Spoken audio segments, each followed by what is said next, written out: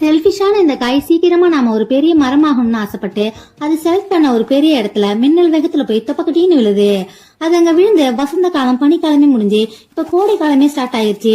ஆனா என்னடா நாம இன்னும் வளரவே இல்லைன்னு நினைக்கும் போது அங்க இருக்க ஒரு பெரிய மரம் சூரிய வெளிச்சத்தை மறைச்சிட்டு இருக்கிறத பார்த்து உன்னை விட நான் பெருசா வளர்ந்து காட்டுறேன் பாருன்னு நினைக்குது.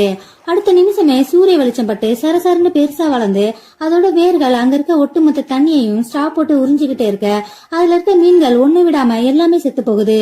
அது மட்டும் இல்லாம அதை சுத்தி இருக்க மரங்கள் கூட தண்ணி இல்லாம வாடி போகுது. இப்படி போயிட்டு இருக்க ஒரு நாள் திடீர்னு சூறாவளி காத்து அடிக்க ஆரம்பிச்சு பேலன்ஸ் இல்லாம ஒரு கழுகு வந்து அது மேல விட ஏய் எங்க வந்து யார் மேல சறுக்கிட்டு இருக்க ஓட அங்கிட்டுன்னு விரட்டி விட அடுத்த செகண்டே இதோட இந்த மரத்துல இருக்க வேர்கள்லாம் ஒண்ணு ஒண்ணா அப்படியே புடுங்க ஆரம்பிச்சு கீழே விட போற அந்த டைம்ல மறுபடியும் அந்த கழுகு மூச்சு விட முடியாம இதோட வேர்லயே வந்து உட்காருது. இருந்தாலும் உனக்கு இவ்வளவு மண்டகனம் கூடாதுன்னு சொல்லி அந்த மரம் இவ்வளவு கஷ்டத்துல இருந்தோம் அதை அடிச்சு பறக்க விட அடுத்த செகண்டே புதக்கடின்னு கீழே விழுது. இதனால அந்த காடு மீண்டும் பழைய மாதிரியாக தக்காளி மறுபடியும் முதல்ல இருந்துங்கிற மாதிரி அதுல ஒரு காய் காய்க்குது.